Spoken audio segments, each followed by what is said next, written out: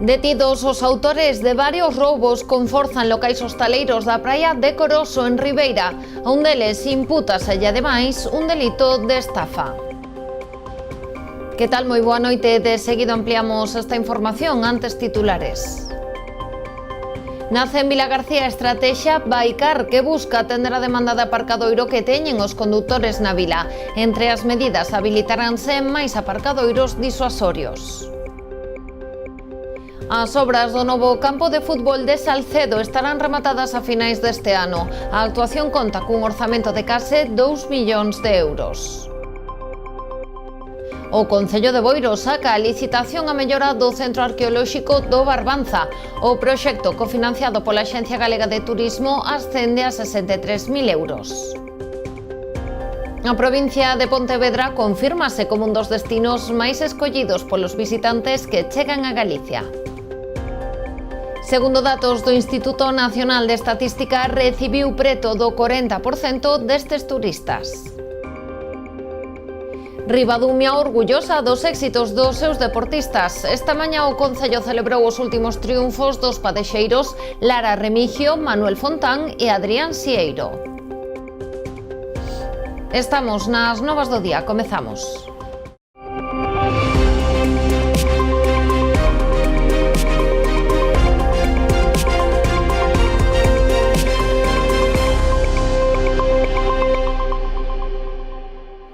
A Policía Nacional de Ribeira detivo a 3 persoas como presuntas autoras dun delito de roubo con forza cometido nun local de hostalería situado no Paseo de Coroso. Os feitos aconteceron a pasada semana cando accederon ao interior do establecemento tras realizar un butrón e levaron consigo varias bebidas alcohólicas e comestibles. A un dos detidos impútaselle tamén a comisión de outros roubos con forza nunha autocaravana e noutro local hostaleiro, situados tamén na zona de Coroso. Tamén se lle atribui un delito de estafa tras intentar utilizar unha tarxeta bancaria roubada nun caixeiro automático. O xuíz decretou o seu ingreso en prisión provisional. Os bombeiros do Parque Comarcal de Boiro actuaron nun incendio rexistrado na tarde de onte nunha vivenda da rúa Vimieiro, en Boiro. Ao parecer, a súa orixe debeuse a unha tixola ao lume. Foron os propios inquilinos do piso, xunto cos veciños, que acudiron a axudar os encargados de sufocar as lapas, polo que o traballo dos bombeiros centrouse en ventilar a vivenda e comprobar que o lume estaba ben apagado. A consecuencia da intensa fumareda, un dos ocupantes da vivenda tivo que ser trasladado ao centro de saúde. O Concello da Pobra do Caramiñal informou esta mañá da detección dun novo episodio de contaminación microbiolóxica na auga da praia dos Areos. Por esta razón, recomenda a veciñanza e visitantes absterse temporalmente do baño neste areal. Dende o Concello xa se procedeu á colocación de cartéis informativos nas inmediacións. En vindeiras datas repetiránse novos controis das augas para saber os datos que reflicte esta contraanálise. Dase a circunstancia de que o segundo que se produce neste areal en apenas 2 meses. O anterior episodio de contaminación tiña lugar o pasado 4 de xullo. A situación en Venezuela chegou onte ao pleno de Vilagarcía. Venezolanos residentes na vila e na contorna concentráronse diante de Rabella para reclamar transparencia no escenario aberto tras as últimas eleccións no seu país. Fixérono antes da sesión plenaria na que interveu un representante no marco dunha moción presentada polo Partido Popular. Todo el pueblo de Venezuela levantando en las calles, luchando. Cosa que nos da mucho temor a los que estamos aquí, que tenemos familiares allá en Venezuela, porque están siendo perseguidos, están siendo acosados casa por casa, los que fueron testigos de mesa.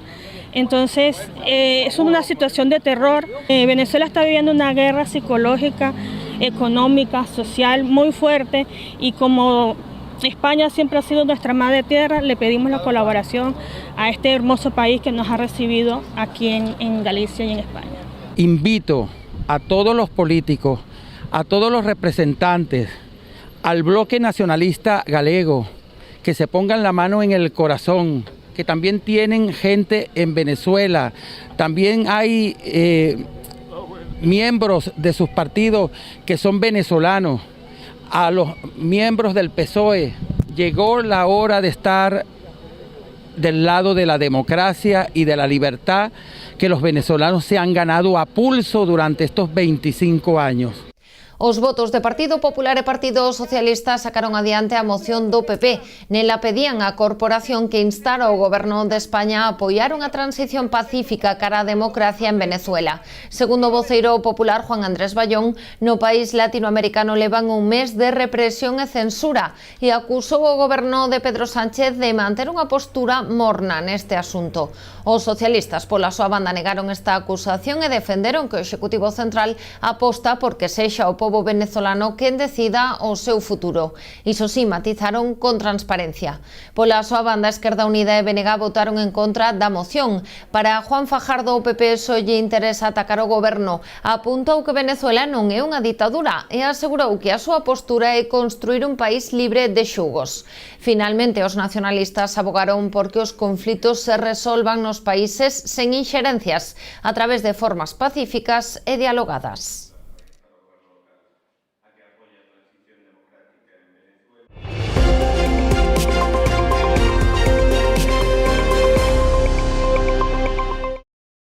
Nace en Vilagarcía a estrategia Baicar, unha iniciativa que busca atender a demanda de aparcadoiro que teñen os condutores na vila. A partir de agora este será o nome que aglutine todas as accións que está a facer o Concello para resolver esta demanda, como habilitar unha rede de aparcadoiros disuasorios, contar con aparcadoiros de xestión pública ou a creación de zonas de prazas reservadas para residentes.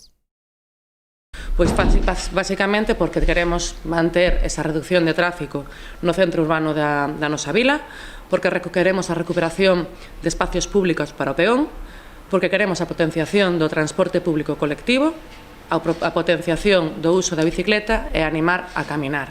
Evidentemente seguimos con estas ideas e seguimos con estas liñas de traballo e para eso pois seguimos traballando, como ben os decía.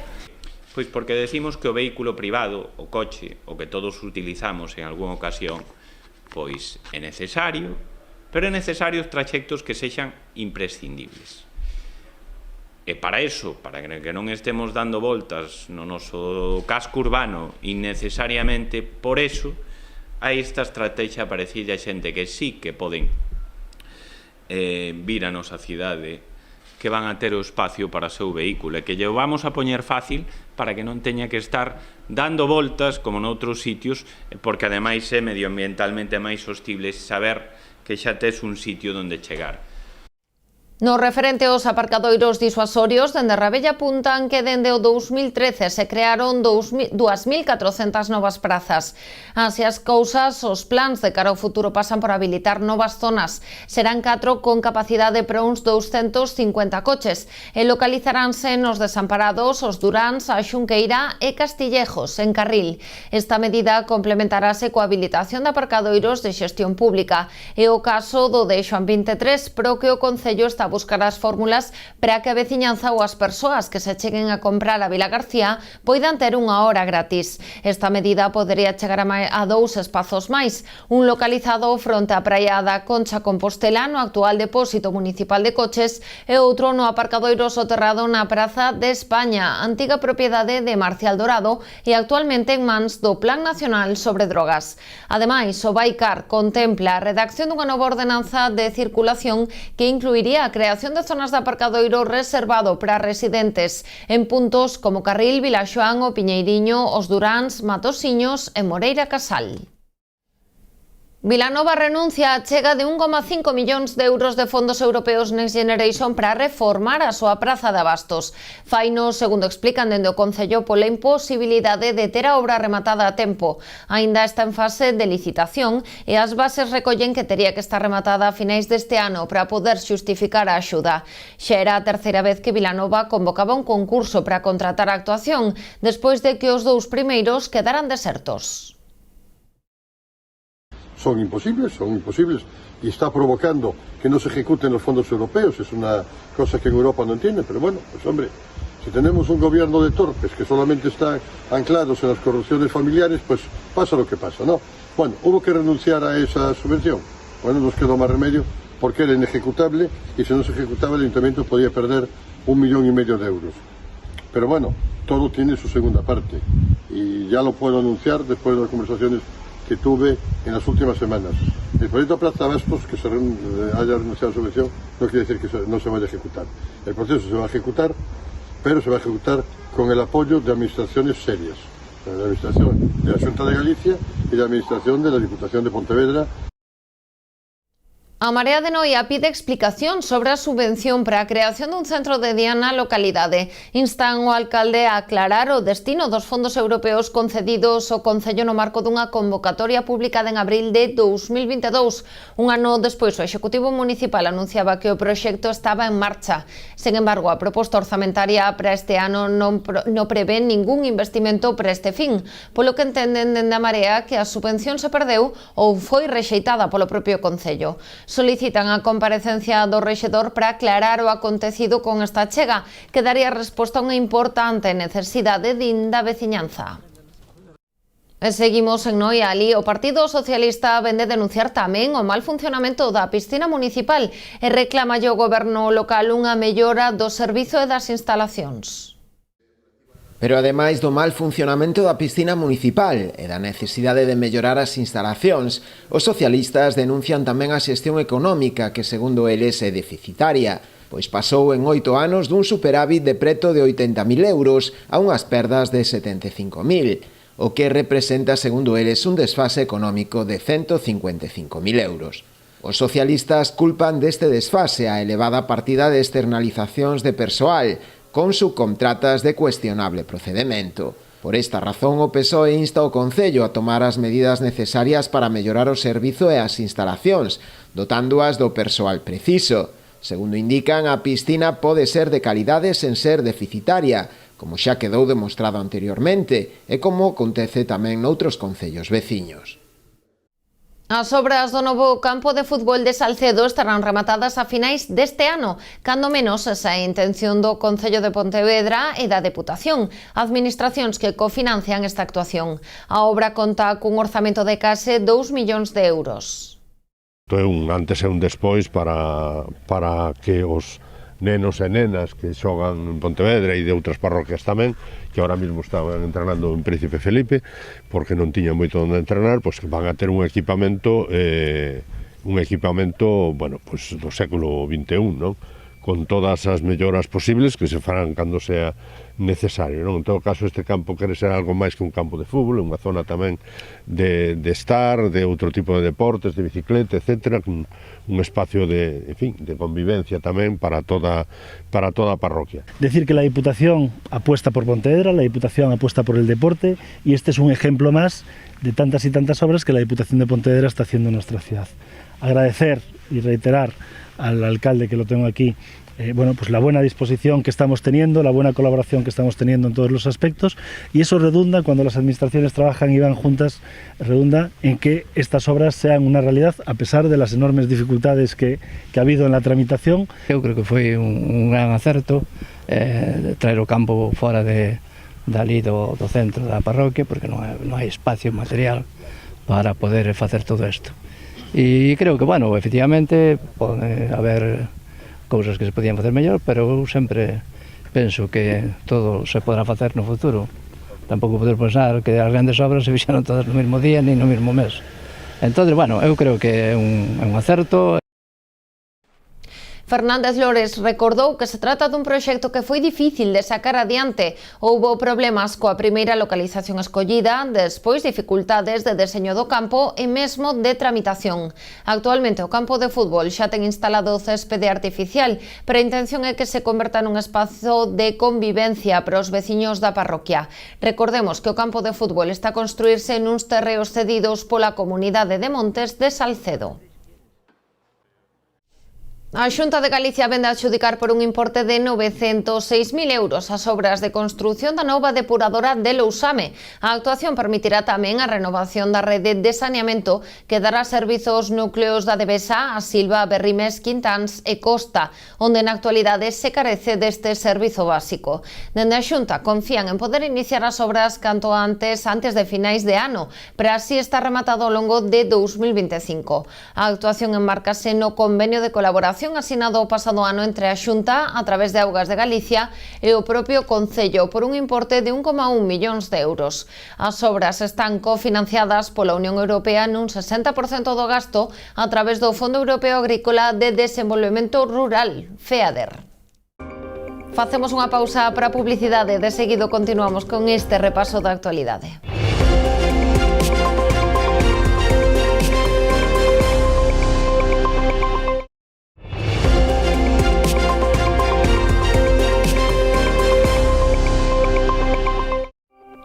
O Executivo boirense saca a licitación as obras de mellora do Centro Arqueolóxico do Barbanza, emprazado en Neixón. O importe total do proxecto, cofinanciado pola Axencia Galega de Turismo, ascende a preto dos 63.000 euros. Boiro vén de sacar a licitación as obras para a mellora e adaptación do Centro Arqueolóxico de Neixón.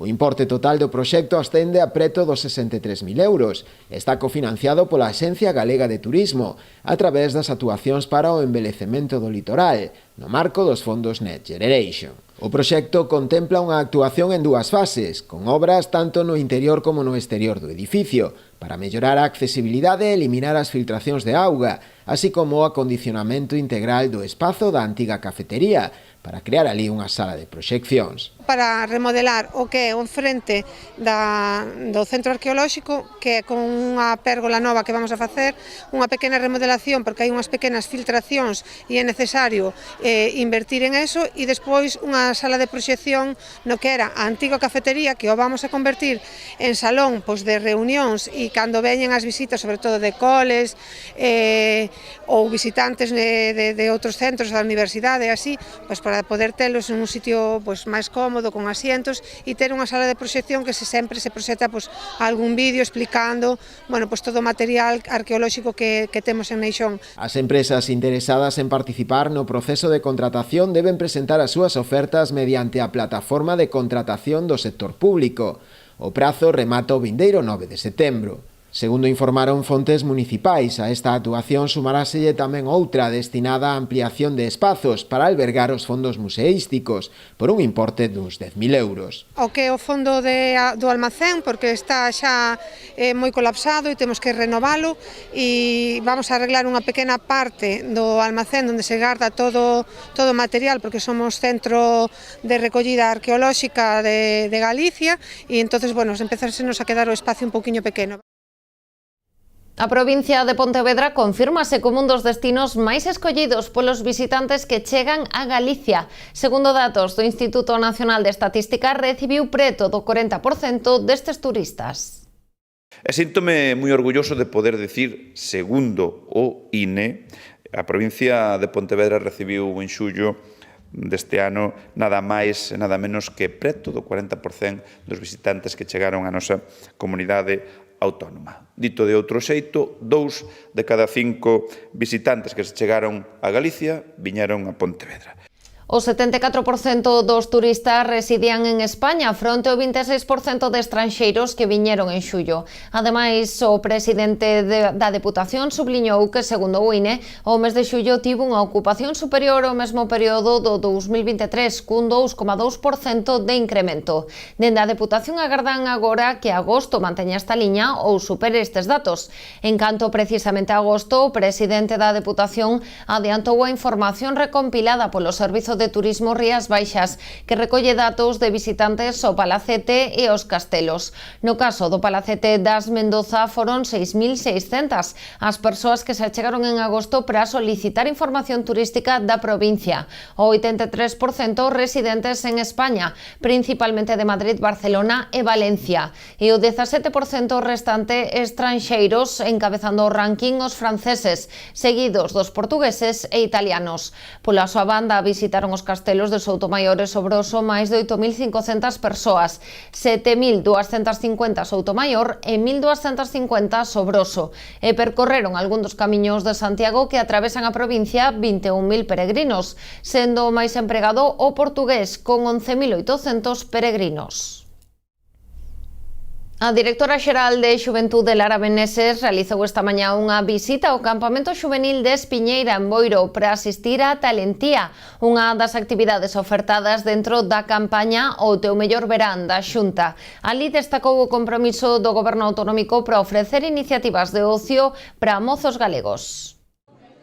A directora xeral de Xuventude, Lara Meneses, visitou esta mañá no campamento xuvenil de Espiñeira, un grupo de rapaces que participan no programa Talentia, unha das actividades ofertadas dentro da campaña O teu mellor verán, que promove a Xunta de Galicia. Segundo explicou o director da actividade, o actor Rubén Ríos, a experiencia está a resultar do máis positiva para eles, xa que busca fomentar a súa creatividade artística. Traballando as competencias transversales a través da interpretación, do teatro, da música, e aquí temos mentes creativas, mentes diferentes, que o primeiro que temos que traballar con eles é o medo ao ridículo, que isto lles vai a valer para despois noutros ámbitos, aínda que non se adiquen á creatividade, pois poder trasladar esa mensaxe e ter máis claro o que queren ser. A directora xeral destacou tamén a iniciativa, coa que se ofrece unha alternativa de ocio diferente. Sí, o campamento Talentia forma parte da campaña de verán da Xunta deste ano 2024, que como sempre comento temos unha oferta de prazas récord, non?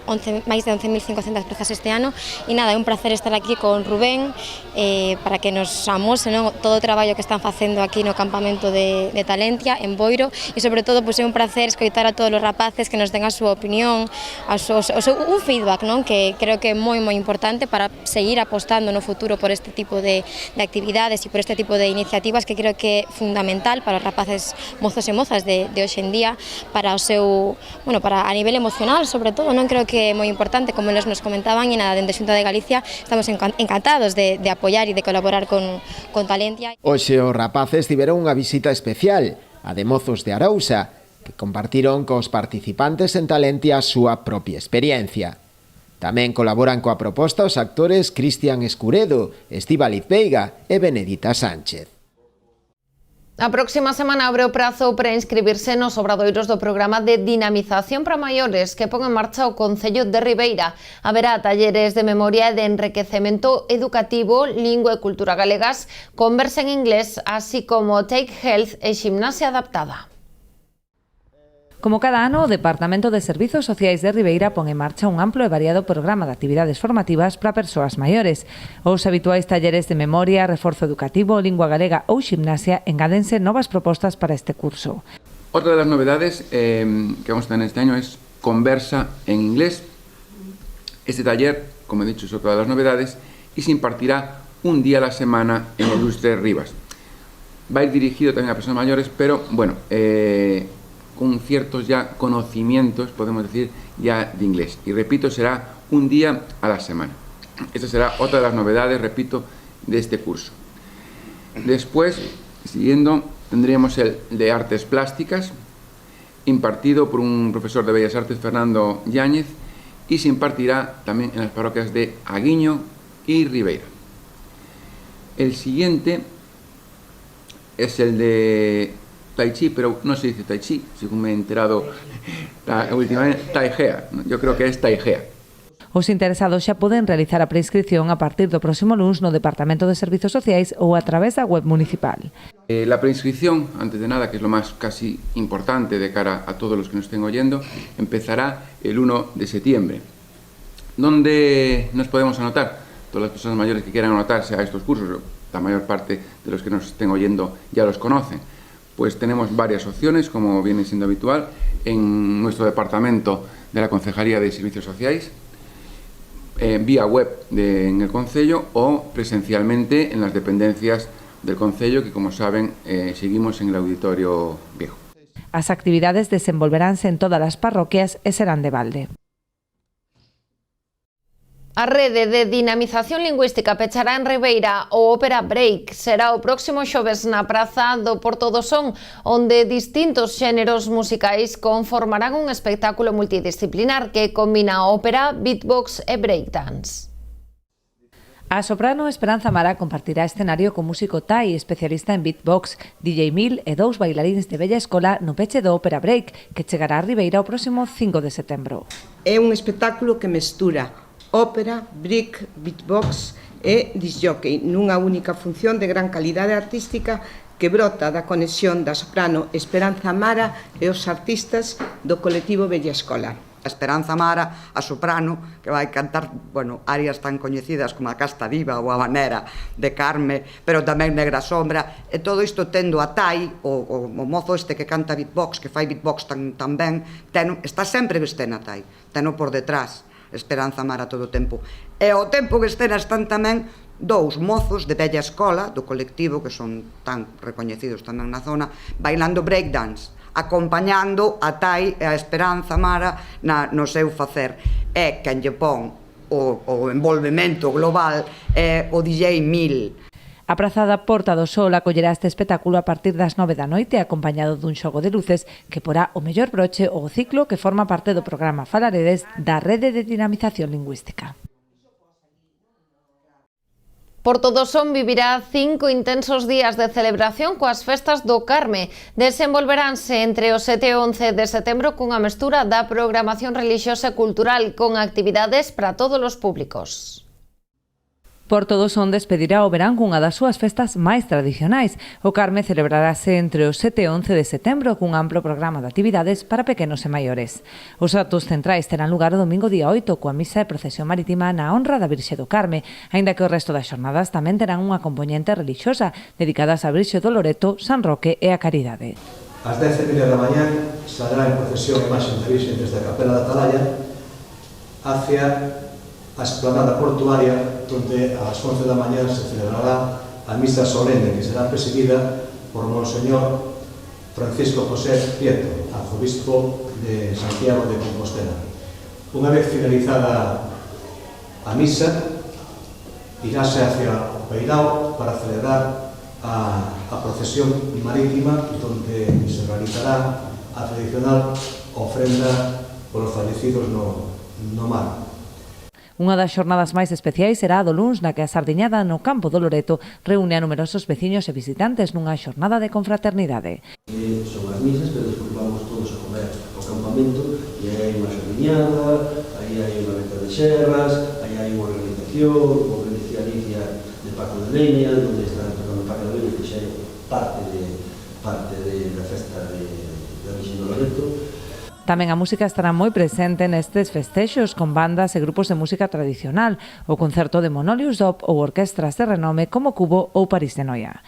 Ás 10:30 da noite serán os Monolius Dop, un grupo de música gallega que son super festeiros, animan muitísimo e debelo pasar genial. Tienes que vir a verlos porque non vos podedes perder os Monolius Dop. O mércores 11, unha gran tirada de fogos de artificio porá o broche de ouro a estas celebracións.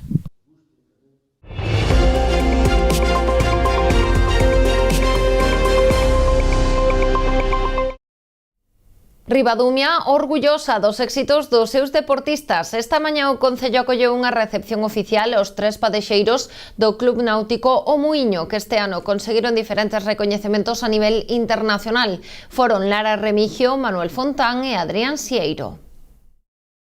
Que desde os anos 70 ao largo dos anos, Ribadumia, o piragüismo, o Club Náutico Piragüismo de Ribadumia, hoxe é un equipo internacional.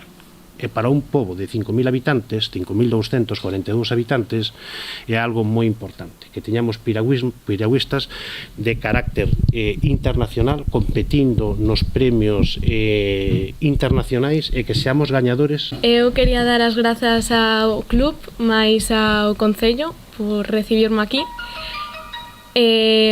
Pois seguirei loitando para poder conseguir máis victorias para o Concello e para o club. Seguirei luchando para traer as medallas para o Concello de Ribadumia, xa que é un orgullo representar este Concello a nivel internacional e nacional. En segundo igual, quería agradecer ao club, tanto pai como a fillo, Paco, por todo o apoio que nos destes, principalmente a min, como personalmente, desde pequeno xa esteme moito. Estes resultados non serían levados a cabo sen un apoio por parte das institucións, por parte dos que nos aturan día tras día, como o noso entrenador, os nosos entrenadores, parte tamén desto é parte da familia que nos axuda. Competíamos por arriba con os mellores, como se decía daquela, con Misioné, con Cuesta, con toda a xente desada. na nosa época, que xa eran olímpicos eles. E nada máis, fomos pouco a pouco. As instalacións que conseguimos foi feitas para a base de subvencións, pero quen se moveu para facer a obra fomos nós. O acto tamén se converteu nun recoñecemento ao traballo realizado polo Club Náutico O Muiño. Fundado nos anos 70, o club tense convertido no berce de importantes deportistas a nivel internacional. Traballando a diario, destacou o alcalde para fomentar a práctica do piragüismo en Ribadumia. Castro destacou tamén os logros conseguidos este ano polos 3 padexeiros. Así, Manuel Fontán é o padexeiro con máis medallas internacionais neste 2024. Xa colgou un bronce C2 200 metros no Europeo Absoluto de Hungría, un ouro no C200 500 metros no Europeo de Eslovaquia, no Mundial de Bulgaria outro ouro no C2 1000 metros e unha prata C2 500 e un bronce no C4 500 metros mix no Mundial Absoluto de Uzbekistán. Pola súa banda, Adrián Sieiro competiu en varias ocasións con Fontán, facéndose tamén cos bronces de Hungría e Uzbekistán. En canto a Lara Remigio, no seu palmarés deste ano figura un bronce no C2 200 metros no Europeo Júnior en Bratislava. E seguimos en Ribadumia, porque este domingo acolle o segundo torneo Tiro a Chave. Será a partir das 11 da mañá na explanada do campo da Senra. Haberá dúas categorías, masculina e feminina, sen límite de idade. Os interesados en participar poderán inscribirse no punto pouco antes do inicio do torneo. E a parte coincide precisamente tamén coa 38 edición da festa da Carballeira de Ribadumia, por lo tanto vai ser un día de disfrute para todos os veciños, primeiro por este torneo que estamos a presentar hoxe, o torneo da chave, e segundo porque hai un evento moi importante, por lo tanto podemos practicar deporte a primeira hora da mañán e a segunda disfrutar deste evento da Carballeira de Ribadumia. O segundo torneo que da chave, un xogo popular que no ano 2022 se federou, que era un deporte que estaba se practicaba, posiblemente non tiña esa extensión que debera de ter.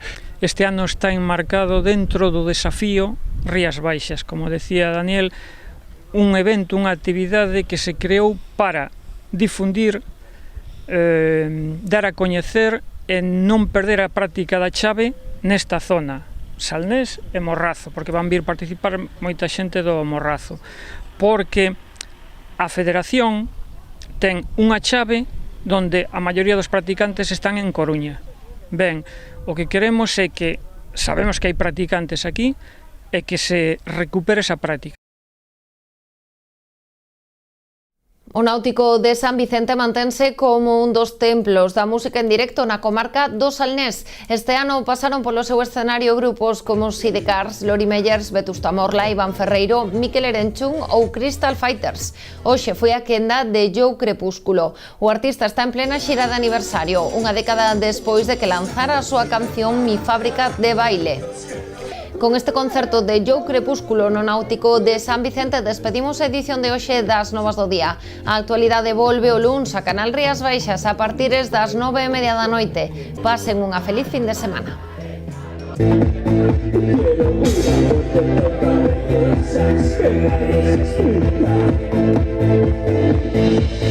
Pasaría por la parte de un